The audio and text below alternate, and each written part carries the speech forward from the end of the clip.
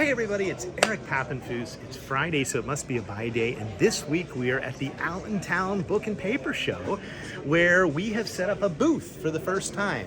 And I thought it would be interesting to talk about how we make the decisions on what sort of things to take to a book and paper show.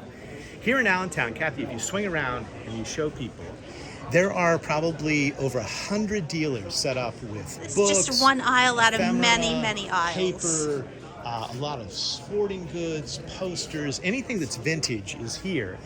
And we decided to bring a combination of books and prints and maps. That was really the three things, and they've been doing pretty well. So let me show you our booth, because it's a little different than what we normally do. We also brought some stereo views. So I don't think I've shown off this stereo view. It's one of our latest selections here. See if you can get the camera in the eye here. But you can actually spin it. Okay, you can bring it up here now, Cathy, and you can see these are all views of Philadelphia, and we've been selling these right out of the viewer. It's what you call an attention grabber. It gets people into the booth. So when you come into the booth, you'll notice that we have a lot of frame things. Not all of these we can put in the collectibles building at the Scholar. Some of the things I just wanted to draw your attention to is the print that this gentleman is about to purchase. He stepped out of the booth for a minute, and I said, I got to get this on film before you take it. I find this one really interesting. We brought it, reasonable price, and this is an 18th century British mezzotint, hand-colored, depicting peace. And I like it because of the shovel and the ports and the harbor in the background. 1790s, of course, an era of turmoil, lots of bloodshed in France and fighting with the British Empire.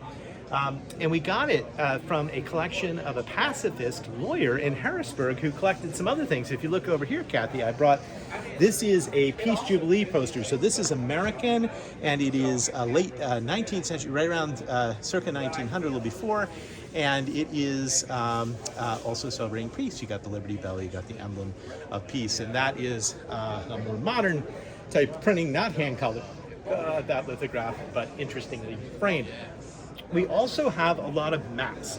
Now, if you haven't been to the Scholar lately, maybe you haven't had a chance to check out our map collection, but we've sold a number of maps today, haven't we, Cathy? Oh, yes. What would you say has been the most popular topic here for the Book and Paper Show? I think Philadelphia, New York, big cities, and then also a combination of people want to see the small town in which they grew up.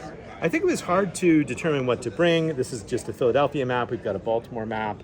We've got some nice old Pennsylvania maps, all reasonably priced, and that's pretty good. If you come in the booth, now when you rent a booth at a book show like this, you basically get a certain amount of square foot, and you have to figure out how the best to display things. And we've really made, I think, pretty good use of the pegboard, trying to display everything.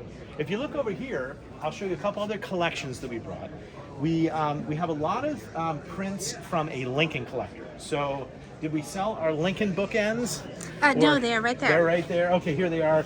This person had everything you can imagine that was Lincoln, and a couple of the nicer ones. Well, I think this is one of the nicer ones.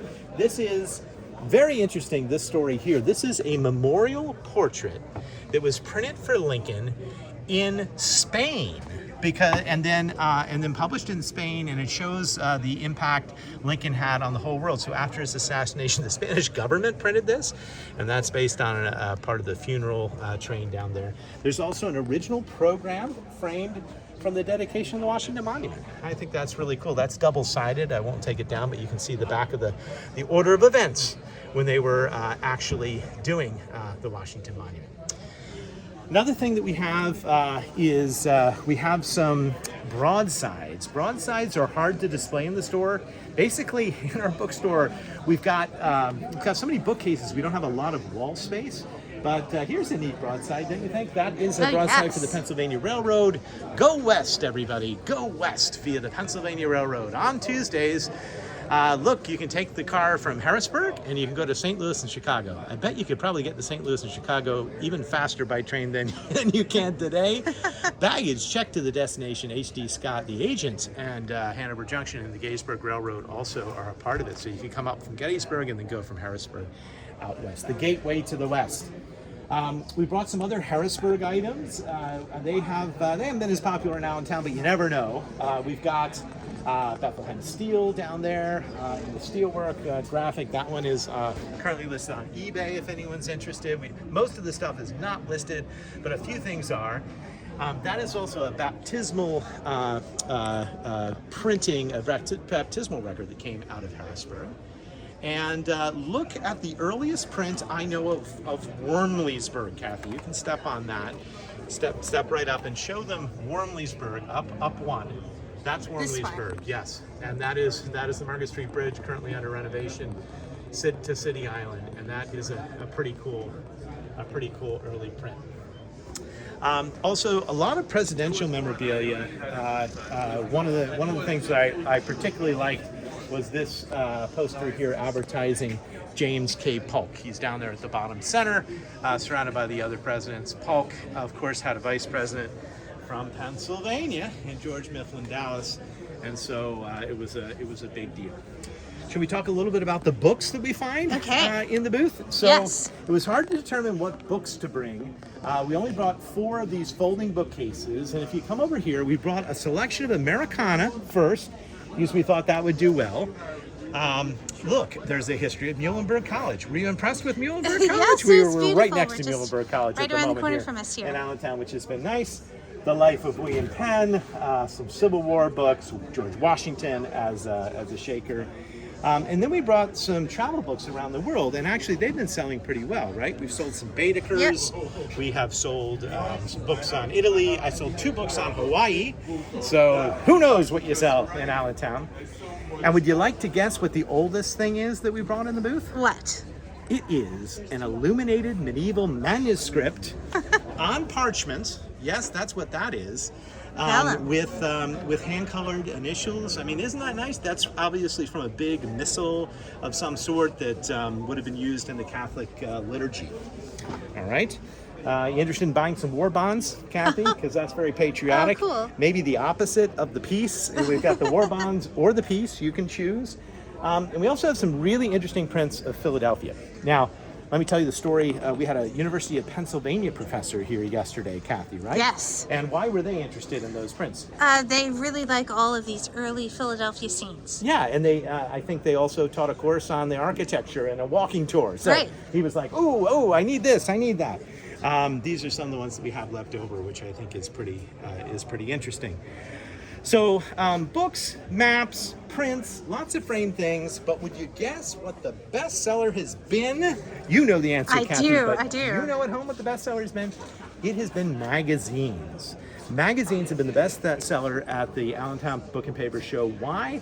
Well, I think people are really into advertising, and they're into sort of modern early 20th century, the 1930s, 1920s, 1930s. The Fortune magazine sold. Somebody's going to buy all the rest of them. Even the Life magazine sold. If you're not familiar with Fortune magazine, they have those great covers, those great designs. They've been fun. And let's end with a little talk about newspapers, because we don't talk about newspapers enough. We even have some really good newspapers. I've bought some newspapers. That's the one problem with the Book and Paper Show. I think I've bought more than we've sold, but that's okay. Because that's more for you to see at home. But we also have some fun newspapers. So one of which is framed. We'll just go to that one because it's the easiest, and that is April of 1865. That is actually the day after Lincoln was assassinated. But look, the news has not reached New York.